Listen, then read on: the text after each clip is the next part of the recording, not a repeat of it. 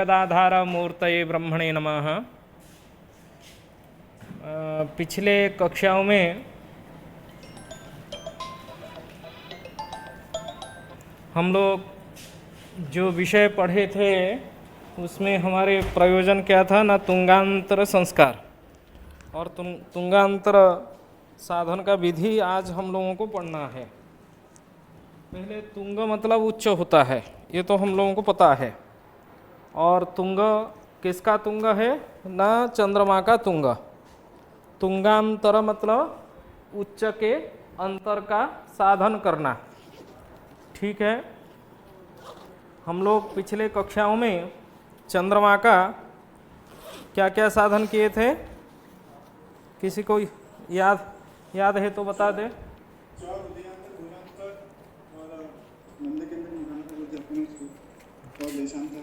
हाँ, पहले देशांतर संस्कार किए थे और उसके बाद चरांतर, भुजांतर, उदयांतर। उसको संस्कार करने के बाद उसमें मंदफल निकाल के चंद्रमा का मंदफल संस्कार कर चुके थे। और हम लोगों को सूर्य सिद्धांत के विधि के अनुसार व सिद्धांत शिरोमणि के अनुसार वहाँ स्पष्ट ग्रह मिल जाना चाहिए। लेकिन सामंत चंद्रशेखर जी इस मत को अंगीकार करते हैं, कहते हैं ये कभी भी स्पष्ट नहीं बन सकता है। षष्ठ प्रकाश, पंचम प्रकाश में वो तिथि, नक्षत्र, योग, करण, साधन बताए हैं और पूरा स्पष्ट ग्रह, सभी ग्रहों का स्पष्ट ग्रह बनाने के विधि बता दिए। उसके बाद फिर से उनको षष्ठ प्रकाश में परिष्कार करना पड़ा। ये जो तिथि वृद्धि और क्षय की बात है, कितने तक वृद्धि होती है और कितने तक क्षय होती है, इसमें हम लोगों को सिद्धांत शिरोमणि इत्यादि ग्रंथों में प्राप्त होता है रस वृद्धि वाण क्षय।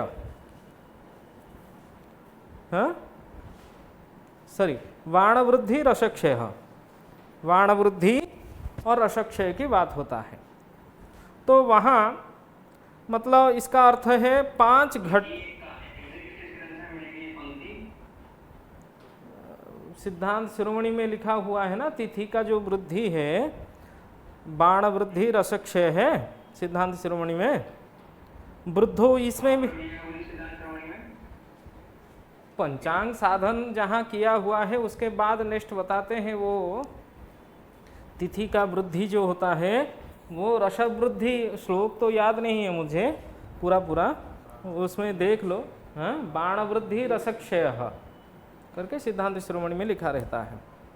मतलब बाण वृद्धि मतलब 5 घटी तक बढ़ती है और 6 घटी तक घट जाती है उनके मत के अनुसार। 5 घटी मतलब एक तिथि, तो हम लोग जो तिथि का भोग है वो 60 घटी मानते हैं, तो 5 वृद्धि होगी मतलब कितना, 65 घटी का तिथि ज़्यादा से ज़्यादा वृद्धि हो सकती है।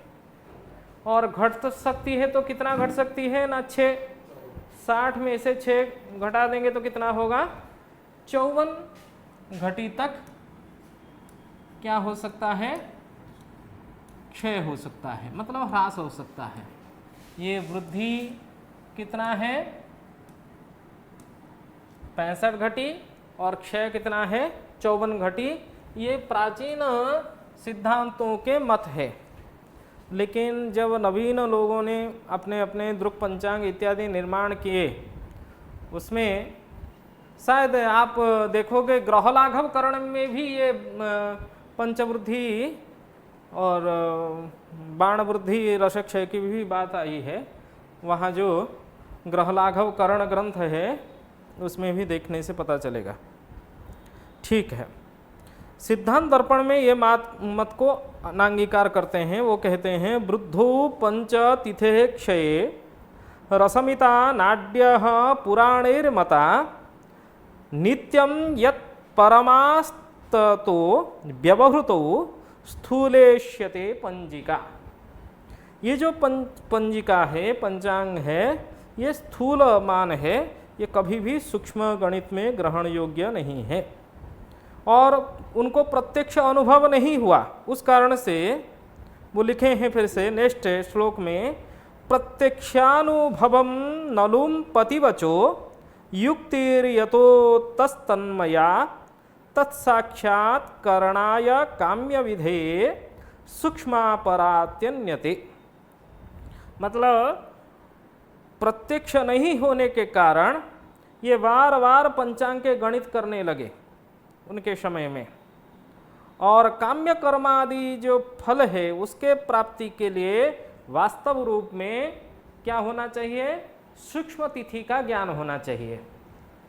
और सूक्ष्म तिथि सूक्ष्म चंद्रमा से ही ज्ञान हो सकता है। इसीलिए नेक्स्ट सूक्ष्म चंद्रमा के लिए वो क्या कहे हैं, ना दृक्तुल्यताम गच्छति पर्वसंधिर यैर नार्क विधो परिधे द्वेन तन्मात्र संसिधि फला गतांगा सत्पंजिका स्थूलतया पुरोक्ता। मेरे द्वारा जो पूर्व उक्त पंचांग स्थूल पंचांग कहा गया है, स्थूल चंद्रमा से मंदफल संस्कृत चंद्रमा से जो तिथि वार नक्षत्र योग करण इत्यादि करने के बाद पंचांग हम बनाएंगे वो स्थूल होगा, वो कभी भी सूक्ष्म नहीं हो पाएगा। सूक्ष्मार्क दोहो खंड फलीर स्तु सूक्ष्माकार्या हिमांशो बहुभिर विशेष ही। हिमांशु का चंद्रमा का बहुभिर विशेष के द्वारा हम लोगों को क्या करना है, सूक्ष्म पंचांग बनाना है। सूक्ष्म पंचांग के लिए मैं 2 दिन से क्या कह रहा हूँ, 2-3 दिन से हम लोगों को सूक्ष्म चंद्रमा साधन करने के लिए तुंगांतर साधन करना है। उसके बाद तुंगांतर का वो श्लोक लिखे हैं षष्ठ प्रकाश के, आप लोग देखेंगे तो 5वां, 6वां, 7वां, 8वां, 9वां श्लोक में तुंगांतर साधन का श्लोक वो लिखे हैं। तुंग मतलब उच्च होता है। हाँ, पुस्तक आप लोगों के पास, सभी के पास है, ग्रुप में भेजा गया था। फोटोकॉपी निकलाई नहीं, मेरे पास पुस्तक है। हाँ, पुस्तक तो देखिए है ना, 5 नंबर श्लोक में तत्रेश सिद्धः परिधेरभेदात् फलीस्तदुत्थैः प्रथमग्रहः स्यात् एतस्य सूक्ष्मस्य रवेश्च गत्या बिंब प्रमाणां स्थिरपर्व संधिः। उसमें लिखा है तत्र एष सिद्धः परिधेः अभेदात्। ये जो रवि के और चंद्रमा के मंद परिधि, सूक्ष्म मंद परिधि व स्थूल, ये जो हम लोग निकाले हैं, सूक्ष्म मंद परिधि के द्वारा मंदफल निकाल के हम जो रवि और चंद्रमा को स्पष्ट किए हैं, ये प्रथम ग्रह कहलाएगा। ये चंद्रमा जो मिला हुआ है मंदफल संस्कृत चंद्रमा, उसको आप प्रथम ग्रह के रूप में मानिए। प्रथम ग्रह स्यात् तदुत्थैः फलैः, उसी फल के द्वारा परिधेः अभेदात्, परिधि के अभेद के कारण उसको प्रथम ग्रह के रूप में ग्रहण कीजिए। उसके बाद नेक्स्ट कहता है एतस्य सूक्ष्मस्य रवेश्च गत्या बिंब प्रमाणम स्थिर पर्व संधिः। इसके जो रवेश्च गत्या मतलब रवि के गति के द्वारा, ना किताब में, हिंदी किताब में कहीं कहीं श्लोक में कई सारी जगह गलत है, उसको सही आप कर लीजिए, संशोधन कर लीजिए। रवेश्च, हाँ, रवेश्च गत्या माने रवेहे च गत्या, गति के द्वारा, रवि के गति के द्वारा बिंब प्रमाणम स्थिर पर्व संधि। बिंब प्रमाण जो प्राप्त होता है वो क्या है, पर्व संधि में स्थिर है। पर्व संधि मतलब आप समझते हैं, अमांत और पूर्णिमांत में पर्व संधि में ये स्थिर है। इसीलिए केवल स्थिर पर्व संधि में, अमांत में, पूर्णिमांत में हम केवल मंदफल संस्कारित सूर्य चंद्रमा निकाल देंगे तो चल जाएगा, लेकिन बाकी दिन में नहीं चलेगा, ये बात कह रहे हैं। छाया भुवस्तत युगमंदकर्णः सूर्यग्रहे सिद्ध्यति लंबनम च। उसी तरह छाया और कर्ण छाया भुवस्तद युग मंद कर्ण, जो मंद कर्ण, और सूर्य ग्रहण साधन में जो लंबन और नति साधन करेंगे उसमें आप इसको ग्रहण कर सकते हैं, लेकिन बाकी जगह नहीं।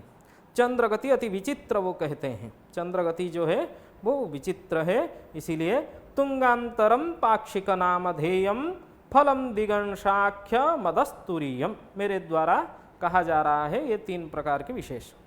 ये माने पूरा श्लोक को मैं नहीं समझा रहा हूँ क्योंकि समय नहीं होगा, एक एक केवल अंश विशेष आप लोग अपना अपना पढ़ लीजिए। क्रमेण वक्ष्यामि निरीक्ष्य यत्नात् चित्रांगतिम रात्रिपतेश्चिराय, रात्रिपति आप जानते हैं, रात्रिपति चंद्रमा है, उसके विचित्र गति होती है, इसीलिए अभिष्ट कालोत्थित चंद्र मंदात पक्षे शिते सत्रिभ सूर्यहीनात्, यहाँ से विषय प्रारंभ हुआ तुंगांतर साधन का विषय। इसमें आप लोग पहले सूत्र नोट कर लीजिए, मैं सूत्र लिख रहा हूं। एक शुक्ल पक्ष और एक कृष्ण पक्ष, यदि चंद्रमा शुक्ल पक्ष की हो उसमें सत्रिव करना है सूर्य स्पष्ट में, मतलब सूर्य स्पष्ट में 3 राशि जोड़ देना है। श्लोक इसके बाद नेक्स्ट देखेंगे। पहले तुंगांतर साधन का पहला सूत्र जो है सूर्य स्पष्ट प्लस 3 राशि, और कृष्ण पक्ष होगा तो यदि, क्योंकि हम लोगों को पता चल जाएगा सूर्य और चंद्र स्पष्ट को देखने से ये कौन सा पक्ष का है, चंद्रमा से सूर्य की जो अंतर होगा उसी से पता चल जाएगा। यदि 6 राशि के अंदर होगा कौन सा पक्ष होगा? अरे देखिए क्या दिमाग है आप लोगों का, आप विद्वान सब हो। चंद्रमा से सूर्य की दूरी यदि 6 राशि के अंदर हो तभी कौन सा पक्ष होगा? चंद्रमा से सूर्य, चंद्र स्पष्ट से सूर्य स्पष्ट आप घटा देंगे, कृष्ण पक्ष अथवा शुक्ल पक्ष?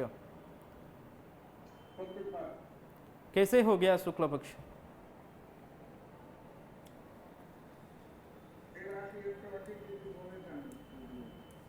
पूर्णिमा में सूर्य चंद्रमा का अंतर कितना होता है?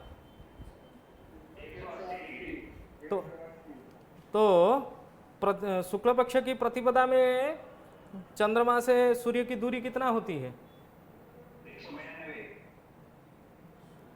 शुक्ल,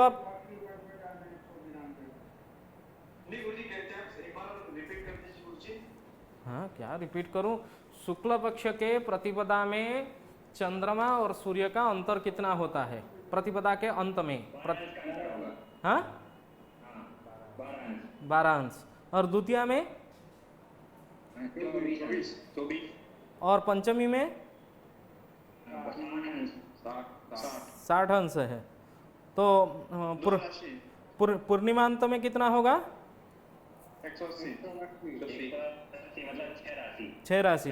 मैं क्या प्रश्न पहले शुरू में पूछा, यदि 6 राशि के अंदर हो, चंद्रमा से सूर्य को घटा दिए, चंद्र स्पष्ट से सूर्य स्पष्ट को घटा दिए, घटाने से वो 6 राशि के जो घटा माने शेष बचा वो 6 राशि के अंदर मान है, तभी वो कौन सा पक्ष होगा? शुक्ल है, 6 राशि शुक्ल पक्ष। और आप कृष्ण पक्ष कैसे बोल रहे थे? हाँ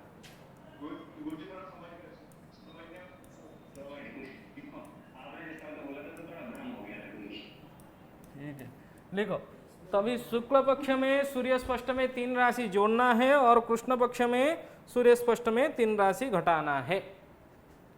ठीक है, जब हम तुंगांतर साधन कर रहे हैं हम लोगों को क्या करना है? तुंगांतर साधन करना है चंद्रमा का, और घटाने के बाद क्या करेंगे? चंद्र के जो मंदोच प्राप्त होगा पहले से, सूत्र अपना अपना नोटबुक में लिखिए। चंद्र मंदोच्च से ये सत्रिभ सूर्य, जो सूर्य स्पष्ट में 3 राशि जोड़ने से उसको हम क्या कहेंगे? सत्रिभ सूर्य कहेंगे, कहेंगे ना। और 3 राशि घटा रहे हैं मतलब सूर्य ऊन वित्रिभ कहने से 3 राशि से सूर्य को घटाना है। यहाँ सूर्य स्पष्ट से हम लोग 3 राशि घटा रहे हैं। सूर्यो न राशित्रय,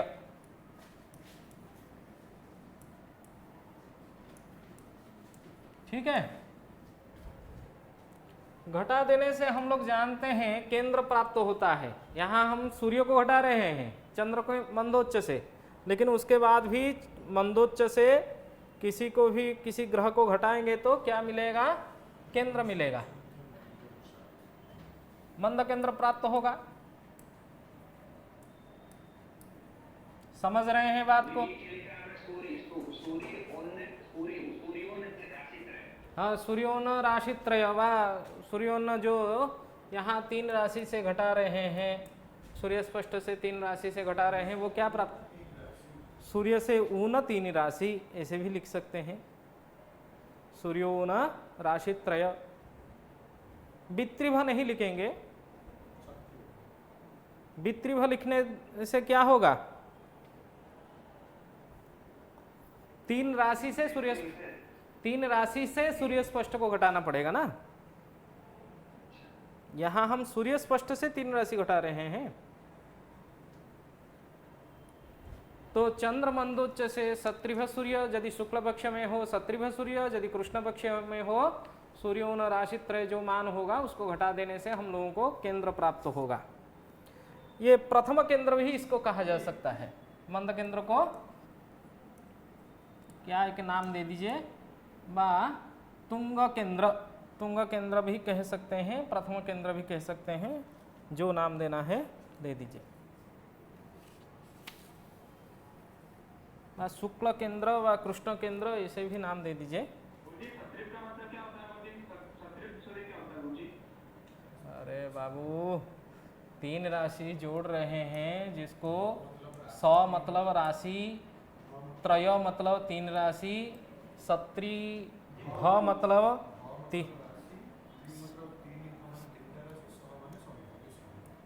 अरे सत्रिभ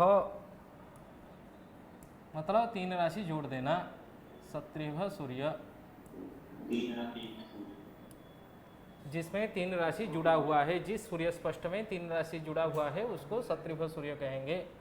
जिस सूर्य स्पष्ट से 3 राशि घटाया हुआ है उस सूर्य को सूर्योन राशित्रय कहेंगे।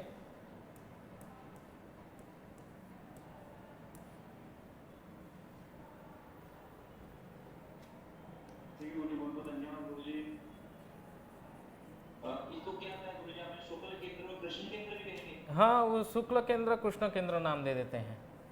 यदि शुक्ल पक्ष का होगा शुक्ल केंद्र, यदि कृष्ण पक्ष का होगा कृष्ण केंद्र, ऐसे भी नाम दे देते हैं।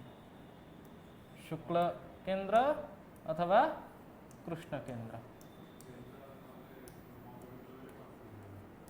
मंद केंद्र देने से नाम कंफ्यूज हो जाएंगे।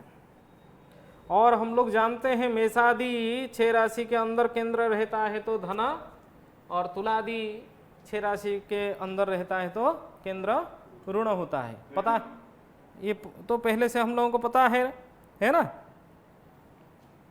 और इसी शुक्ल केंद्र अथवा कृष्ण केंद्र का हम लोग क्या करेंगे? ज्या साधन करना है। क्या करना है? ज्या साधन करेंगे। जब कृष्ण केंद्र होगा तो कृष्ण केंद्र का ज्या, और शुक्ल केंद्र होगा तो शुक्ल केंद्र का ज्या। उसी केंद्र ज्या को नेक्स्ट सूत्र यह है, केंद्र ज्या को वो नियम में कुछ बीज ग्रहण किए हैं। वो बीज कितना है? 160 है। केंद्र ज्या को 160 में गुणा करके 3438 जो त्रिज्या का मान है उसमें भाग देने से जो फल होगा उसको ए बा क करके नाम दे दीजिए। ठीक है, उभरू। ठीक है। उसके बाद नेक्स्ट है द्वितीय सूत्र में फिर से वो कहे हैं स्थूल चंद्रमा, जो स्थूल चंद्रमा मतलब मंदफल से साधित संस्कारित जो चंद्रमा है उसको आप स्थूल चंद्रमा कहिए। उस स्थूल चंद्रमा से स्पष्ट सूर्य को घटा दीजिए।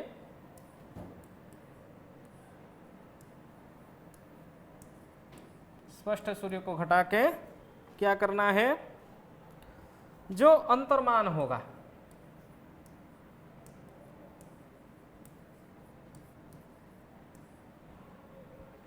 उसका भी ज्या साधन कर लीजिए, अंतर्मान का ज्या निकाल लीजिए। और उसके जो ज्या है, फिर से अंतर्मान का जो ज्या है सूर्य चंद्र का स्पष्टांतर जो है, इसको स्पष्टांतर भी कह सकते हैं। इस प्रकार नाम लिख लीजिए, स्पष्टांतर।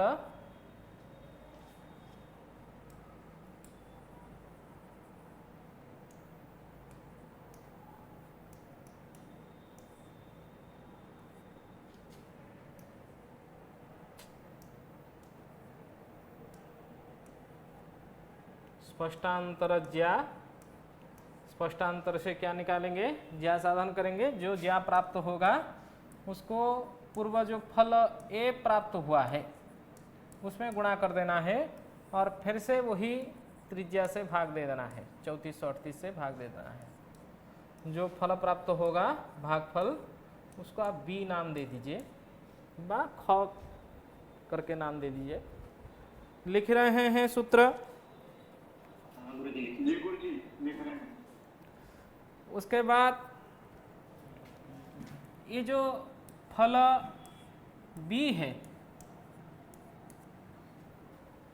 फल बी है उसको चंद्र के हम लोग स्थूल चंद्रमा जो मंदफल संस्कारित चंद्रमा निकाले हैं उसका गति निकालेंगे। उसका क्या निकालेंगे, गति साधन करेंगे।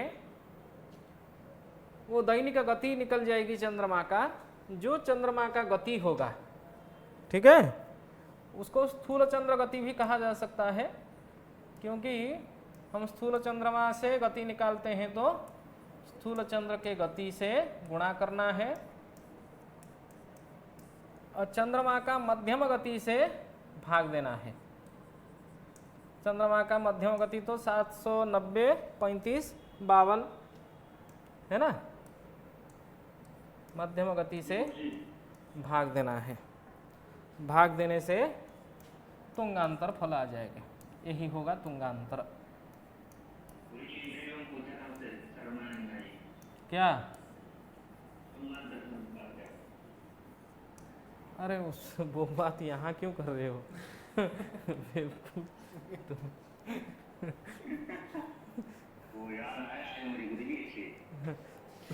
तुंग मतलब उच्च होता है, उच्च का जो अंतर होता है उसको तुंगांतर कहा जाता है। क्या है कि जैसे हम एक साइकिल लेके चलते हैं और साइकिल लेके जब उच्च की ओर उठते हैं, उच्च की ओर उठते समय हमारी गति क्या होता है, स्लो हो जाता है, मंद होता है।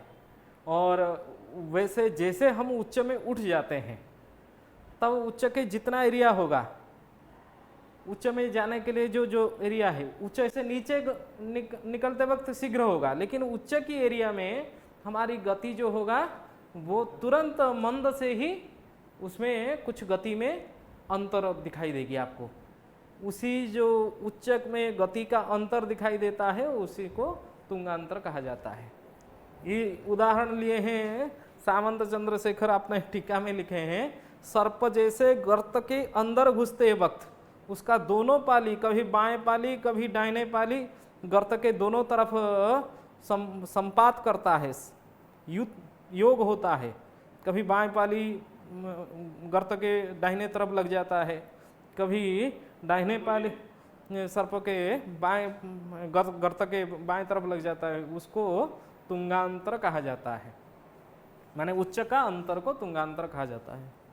ठीक है, चलिए उसके बाद स्थूल चंद्रमा मंदफल से संस्कारित स्थूल चंद्रमा हमारे पास होगा, जो प्रथम चंद्रमा हम साधन किए होंगे, और उसी स्थूल चंद्रमा में इस तुंगांतर को प्लस माइनस करेंगे। प्लस कहाँ करना है, माइनस कहाँ करना है?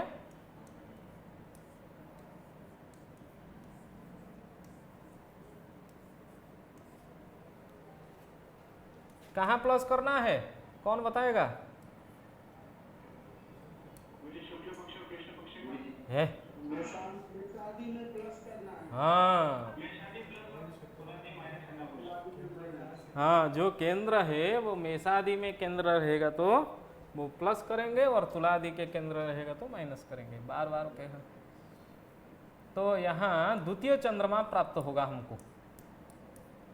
क्या प्राप्त होगा? तुंगांतर संस्कृत द्वितीय चंद्रमा प्राप्त होगा। उसके बाद पाक्षिक संस्कार करेंगे, लेकिन अभी उदाहरण कर लेते हैं। मैं टाइपिंग नहीं किया हूँ, यहीं आपने आपके सामने कर लेते हैं। अरे पीडीएफ में नहीं बनाया हूँ, ये सूत्र वाला। ये जो व्हाइट बोर्ड है, हाँ, व्हाइट बोर्ड का पीडीएफ भेज दूंगा। माइक ऑफ कर लीजिए, कौन है?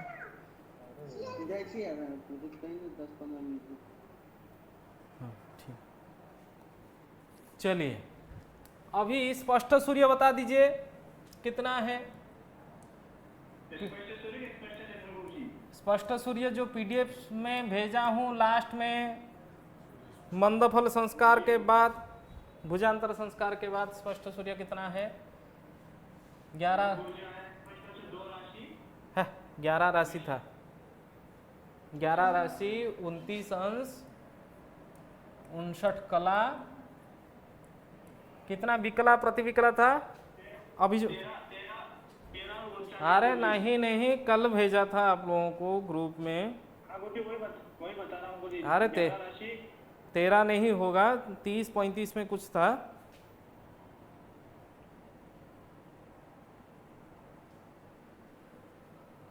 गुरुजी 13 और 39 है गुरुजी। अरे नहीं, 13 नहीं था भाई, मुझे देखिए अच्छे से, ध्यान से देखिए। भुजांतर संस्कार के बाद हाँ 32, 39,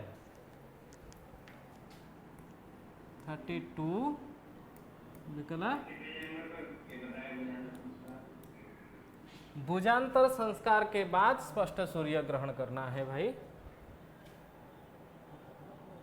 उसके बाद उसमें मंदोच देख लो, मंदोच, चंद्र का मंदोच कितना है?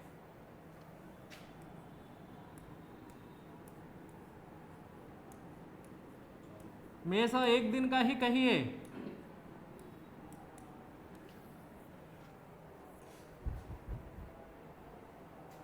निकाले? अरे प्रथम दिवस का चंद्र मंदोच गुरुजी। हाँ, चंद्र मंदोच 4 राशि, 27 अंश, 25, हाँ 23, 4 राशि 27, 4 राशि 27 अंश, 25 कला, 23 द्विकला, 24 प्रतिविकला। ठीक से कहिए। 4 राशि 27 अंश, 25 कला, में सब प्रथम दिन का 25 कला, 23, 14, 23 द्विकला, 14 परा। 4, 27, 25, 23, 14। ठीक है, सब लोग अपना अपना नोटबुक में नोट कीजिए। उसके बाद बोलिए स्पष्ट ये स्थूल चंद्रमा मतलब मंदफल संस्कृत चंद्रमा कितना था उसको?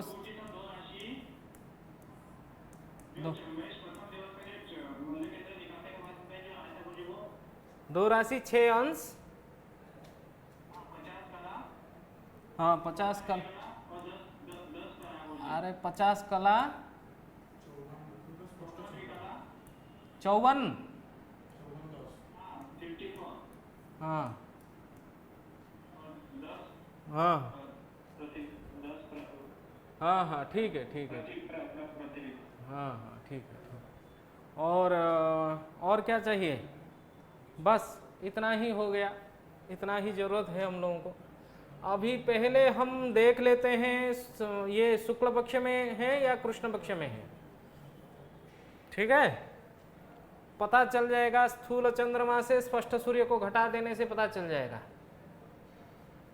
इसी चंद्र स्पष्ट से 11 राशि, 29 अंश, 59 कला, 32 विकला और 39 ये चंद्र सूर्य स्पष्ट है। इसी सूर्य स्पष्ट को घटा देने से क्या होगा? मिल जाएगा आपको। अरे चंद्रमा से किसका गति तेज है, चंद्रमा का या सूर्य का? तो किससे किसको घटाना है? हाँ, तिथि कैसे ज्ञान करते हो? तिथि साधन कैसे करते हो? हाँ, चंद्रमा से घटाने से होगा। 10 से 9 घटेगा तो 1 होगा, और यहाँ उधार लेंगे तो 6 से 3 घटेगा 3, और यहाँ 53, 3 से 2 घटेगा 1, और 5 से 3 घटेगा 2। हाँ 50 क्या कह रहे हैं?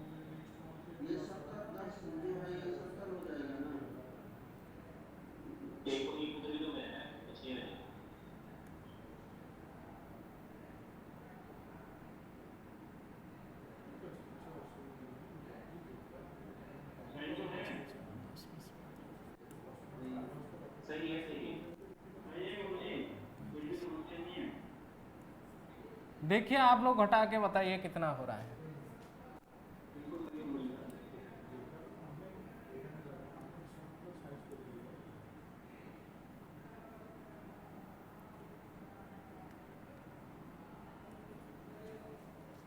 देखिए 2 राशि 6 अंश, 51, 21, 31 हो गया।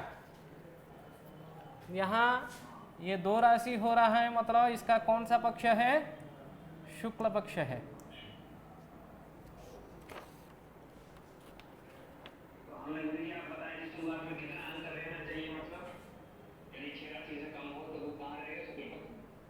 हाँ अभी तो समझाया, ये 6 राशि से कम होगा तभी शुक्ल पक्ष होगा, 6 राशि से ज़्यादा होगा तो कृष्ण पक्ष होगा।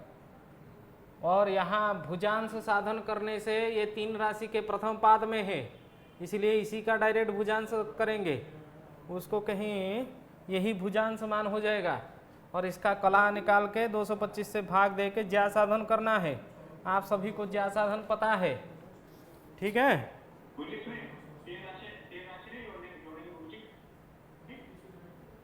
अरे हम लोग देख रहे हैं, ये वाला सूत्र कर रहे हैं, ये वाला, ठीक है?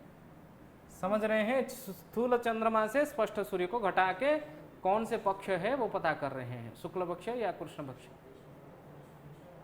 तभी तो करेंगे, 3 जोड़ेंगे या 3 घटाएंगे। ये शुक्ल पक्ष में है इसीलिए क्या करेंगे, उसके बाद स्पष्ट सूर्य में 3 जोड़ देंगे। यहाँ स्पष्ट सूर्य में, स्पष्ट सूर्य जैसे 11 राशि, 29 अंश, 59 कला, 32 विकला और 39 परा है, उसमें 3 राशि जोड़ेंगे तो स्पष्ट सूर्य में क्या होगा? हाँ बस 11 3 हो जाएगा 14, 14 में से 12 घटा देंगे तो कितना होगा? 2 राशि हो जाएगी। 2 राशि 29 अंश, 59 कला, 32 विकला, 39 परा, ये होगा सत्रिभ सूर्य। इसको आप क्या कहेंगे? सत्रिभ सूर्य। लिख लीजिए एक एक करके जो जो हो रहा है, और उसके बाद चंद्र के मंदोच्च से सत्रिभ सूर्य को घटाना है, ठीक है? चंद्र का मंदोच्च पहले सारा घटाने के काम कर लेते हैं। कितना? चंद्रमा का मंदोज 4 राशि, 27 अंश, 25 कला, 23 विकला, 14 परा। उसमें घटाना है सत्रिभ सूर्य को।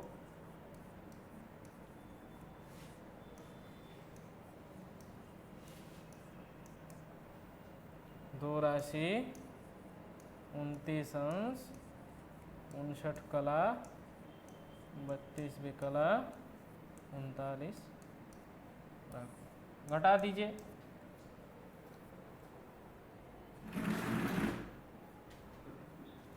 हम्म, 14 से 9 जाएगी तो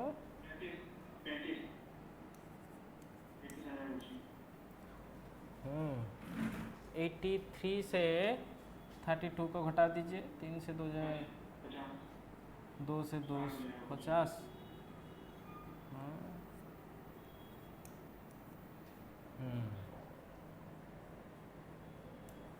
26, 24, 25 हो जाए, 25 गुरुजी। यहाँ 26 में से 6 से 9 घटेंगे 7।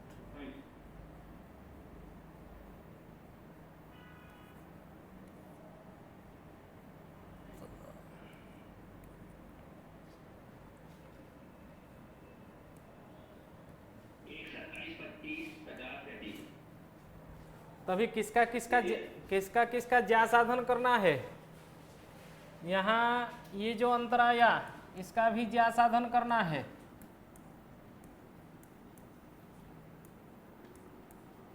और इसका भी ज्या साधन करना है।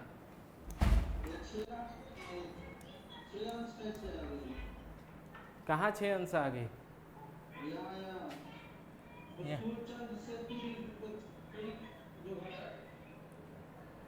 यहाँ 5 बचा था तो इधर से उधार लिए तो 35 अंश हो गया। 35 से 29 को घटाइए, कितना हो रहा है?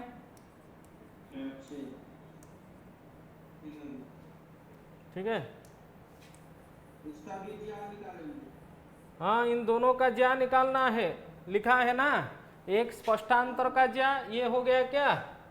शुक्ल पक्ष पता चला, ये दोनों का स्पष्ट का अंतर हो गया ना, ये स्पष्टांतर हो गया और ये शुक्ल केंद्र हो गया। इसको आप क्या कहेंगे? शुक्ल पक्ष का होने के कारण ये चंद्र के मंदोच्च से हम लोग घटा रहे हैं वो स्पष्टांतर, ये शुक्ल केंद्र। स्पष्टांतर का भी ज्या चाहिए हम लोगों को और शुक्ल केंद्र का भी ज्या चाहिए, दोनों का ज्या साधन करना है। ठीक है, कर सकते हैं ज्या साधन? बिल्कुल कर सकते हैं गुरुजी। ना मुझे इशारा करना पड़ेगा? कैलकुलेटर से ही करते तो? अरे कैलकुलेटर से ज्या साधन करोगे तो गलत होगा। तुम्हारे पास सारणी है, उसी से ज्या साधन कर लो।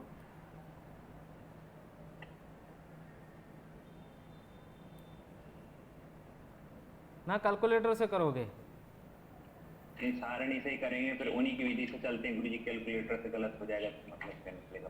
कैलकुलेटर से भी हो जाएगा, मान थोड़ा सा इधर उधर आएगी लेकिन हो जाएगा। गुरुजी हो गया। हो गया? हाँ, इसका जो शेष बचा है ये 74, 50, 35 और 2 राशि। अब 2 राशि के खंड की ज्यादा देखनी गुरुजी, दूसरे नंबर की ज्यादा देखनी पड़ेगी। ये कह रहा है तो कैलकुलेटर से एक बार कर लें। गुरुजी कैलकुलेटर थोड़ा सा ना फैमिलियर सा लगता है, जल्दी जल्दी हो जाता है वो, उसमें थोड़ा साथ लेकिन मैं आप लोगों को स्क्रीन नहीं दिखा पाऊंगा ये, क्योंकि इसको कंप्यूटर में मैं ऑन किया हूँ।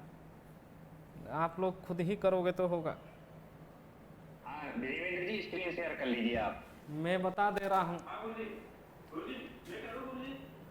बता देता हूँ। सुनो, यहाँ 2 राशि है, 2 राशि मतलब 60 अंश हो जाएगा। 60 अंश में 6 अंश जोड़ देंगे तो यहाँ भुजांश कितना होगा 66 अंश और 51 कला 21 विकला को 22 विकला कर लीजिए। ये 3 डिजिट कैलकुलेटर ग्रहण करेगा।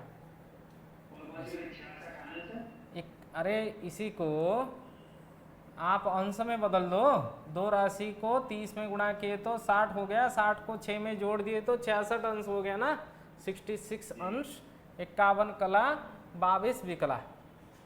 और साइन ले जाओ, साइन 66 अंश 51 कला 22 विकला, ये का आ जाएगा। और यहाँ क्या करना है, ये एक राशि 27 अंश है, मतलब एक राशि मतलब 30 अंश है, 30 को 27 में जोड़ोगे तो 57, 25 और 50 है, इसको 51 कर दो। इसका मतलब साइन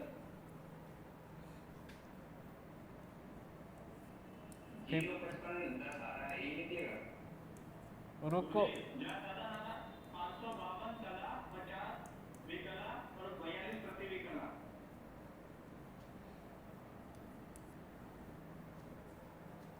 ठीक है। ये है मुझे एक बार ट्राई। अभी हम लोग जो सूत्र लिखे थे, यहाँ शुक्ल केंद्र के ज्या को डायरेक्ट कैलकुलेटर में करेंगे। थोड़ा सा देवेंद्र जी इसको ध्यान से कर लीजिए, उसके बाद आप हाथ में कर लेंगे। इसके ज्या को 160 में गुणा करना है और त्रिज्या में भाग देना है। त्रिज्या का मान कितना है 3438 कला है, इसमें भाग देना है। त्रिज्या लिख सकते हैं, नहीं तो साइन 90 डिग्री भी लिख सकते हैं। इसको जब आप आप जब 3438 नहीं करके कैलकुलेटर में करेंगे तो साइन 90 कर लीजिए, आ जाएगा। ठीक है, एक बार अपना साइंटिफिक कैलकुलेटर ऑन करो सब लोग।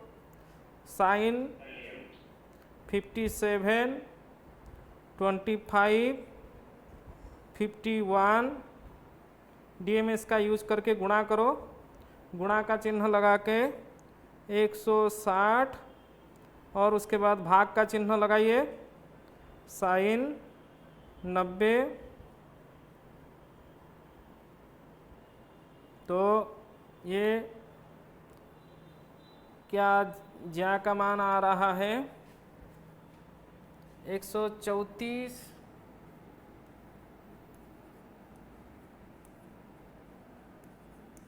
50 19 इतना आ रहा है। और नेक्स्ट सूत्र हमारा जो था क्या था, ये फल ए हो गया, इसको आप क्या कहेंगे, फल ए हो गया। और इसी ए फल को नेक्स्ट हम किस में गुणा करते हैं, जो बी हम लोगों को अंतर्मान से जो ज्या प्राप्त हुआ है, स्पष्टांतर से जो ज्या प्राप्त हुआ है, स्पष्टांतर से ज्या प्राप्त हुआ है मतलब क्या करेंगे, ये साइन इसका ज्या स्पष्टांतर की जो ज्या है उसमें फल ए को गुणा करेंगे और भाग देंगे किसको, साइन 90 को।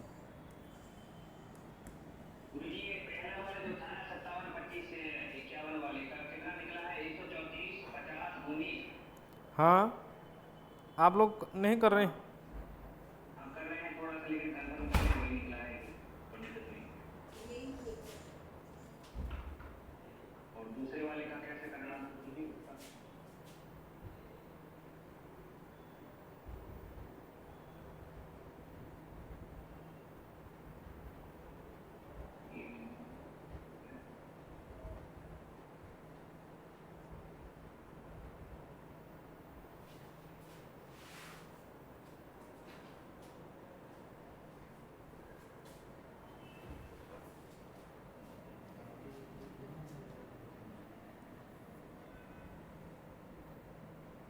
क्या हो गया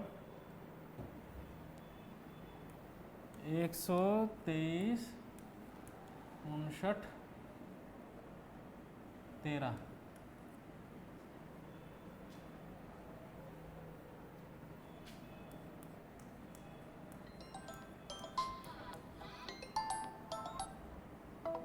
ये सही है।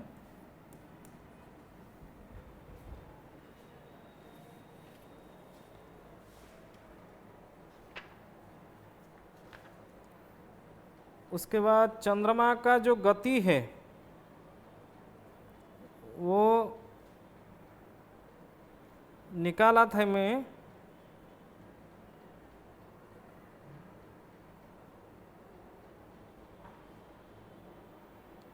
सो 786 कला 6 विकला है। इसको चंद्रमा के गति में गुणा करके 790 35 52 ये चंद्रमा का मध्यम गति में भाग दे देना है। ठीक है। हाँ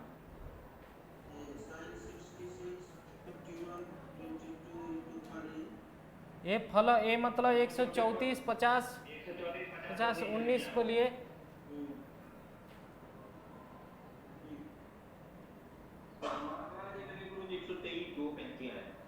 हम्म 123 लेकिन आप ज्या साधन करके इसको करेंगे तो परफेक्ट आएगी। इसमें विधि में थोड़ा सा कहीं ना कहीं गलती होगा।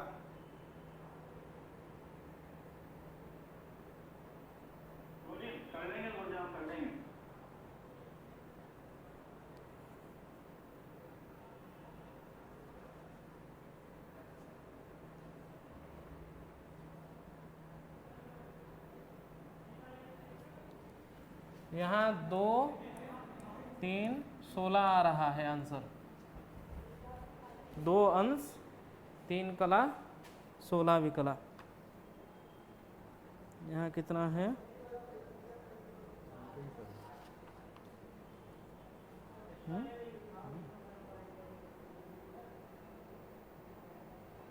यहाँ 2 1 43 आया है।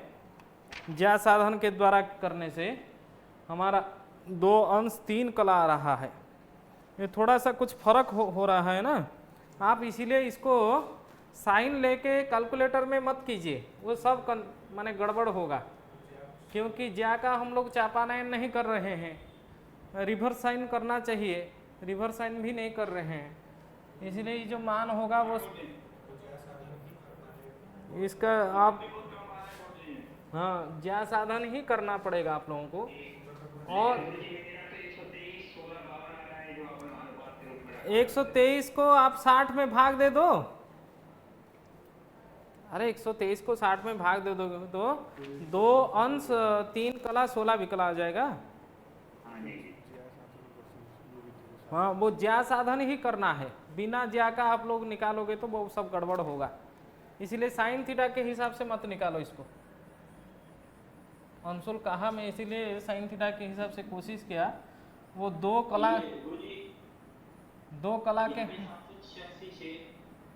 हाँ 786 जो है वो चंद्रमा का गति है, स्पष्ट चंद्रमा का गति है, स्थूल चंद्रमा की गति है उस दिन का। निकाला हूँ, कैसे निकाला हूँ बता दूंगा कल की कक्षा में आप। लेकिन इस लिख लीजिए भी, चंद्रमा का जो स्थूल गति है वो 706 कला और 6 विकला। सूक्ष्म गति मतलब मंदफल संस्कारित चंद्रमा का जो गति है, दैनिक गति है उस दिन का, मेष प्रथम दिन का, वो 786 है। और वो सारणी से ही तुरंत निकल जाएगी। आप लोगों के पास सारणी है, उसमें लिखा है गत्यंतर, लिखा है गत्यंतर लिखता। आप मध्यम गति से जिस खंड में चंद्रमा होगा उस खंड के गत्यंतर लिप्तता को घटा देने से वो मिल जाएगा, आपको गति प्राप्त हो जाएगा। जैसे मंदफल संस्कार करते हैं ना, पिछले कक्षा में हम लोग मंदफल निकाले थे। मंदफल जो निकाले उसमें क्या किए हैं, मंद केंद्र निकाले हैं और मंद केंद्र से ही मंदफल निकाले हैं। मंद केंद्र जिस खंड में प्राप्त हुआ उसका आप सारणी में देखोगे तो जहाँ मंदफल लिखा हुआ है, खंड का मंदफल, उसमें आगे गत्यंतर लिप्तता भी लिखा हुआ है उस सारणी में। पीडीएफ फाइल आप लोगों के पास है ना? तो चंद्रमा के मध्यम गति से उस गत्यंतर लिप्तता को घटा देने से उसका क्या होगा, मंदस्फुट गति हो जाएगी। मंदस्फुट गति जो होता है वो उस दिन का, जिसे मेष प्रथम दिन का 786 है, उसको ग्रहण करके यहाँ ज्या साधन करना पड़ेगा। दोनों का ज्या साधन करना पड़ेगा। आप लोग कर लाओगे, करके ले आओगे कल ज्या साधन? ठीक है, ज्या साधन हाँ कल ले जाएंगे। ज्या साधन कर लेना है और ज्या साधन करने के बाद पूरा करके लेके आना है गणित, और मैं भी अपना पीडीएफ करके लेके आऊँगा और हम सब लोगों का मैच कर लेंगे, किसका कौन गलत है किसका सही है देख लेंगे। जी गुरुजी। ठीक है, लेकिन ज्या साधन करने के बाद ये जो सूत्र जैसे जैसे कहा है, पहले क्या करना है, शुक्ल केंद्र के ज्या को 160 में गुणा करके 3438 में भाग देना है। जो फल आएगा उसको ए दे देना है, और ए फल को जो स्पष्टांतर का ज्या निकला होगा उसमें ए फल को गुणा करना है, फिर से त्रिज्या में भाग दे देना है, बी फल मिल जाएगी। और बी फल को स्थूल चंद्रमा के गति में गुणा करके चंद्रमा के मध्यम गति में भाग देना है। चंद्रमा का मध्यम गति तो सबको पता है, 790 कला 35 विकला 52 परा है ना? मैं सारणी में भी लिखा हूँ, उसी के हिसाब से सारणी बना हुआ है चंद्रमा का। और उसमें माइनस करके हम लोग प्रतिदिन की दैनिक गति को माइनस करके मेष एक दिन का चंद्रमा, मध्यम चंद्रमा, मेष 2 दिन का मध्यम चंद्रमा, वो सब निकालते हैं। चंद्रमा का गति, मध्यम गति सबको पता होगा। उसी के अनुसार आप लोग तुंगांतर फल को निकाल के लाइए और आगे कल बना लेंगे हम लोग पूरा। गुरुजी पीडीएफ कहाँ तक प्रिंट कराएं, कौन से पेज तक? पीडीएफ अभी करवाना है। पीडीएफ है तो पिछला तो हो जाएगा लगभग 30-35 पेज लगभग। तो वही मंदफल संस्कारित चंद्र तक कीजिए। अच्छा। क्योंकि उससे थोड़ा आसान हो जाएगा। ठीक है मंदफल संस्कारित चंद्रमा तक। प्रणाम गुरुजी। प्रणाम।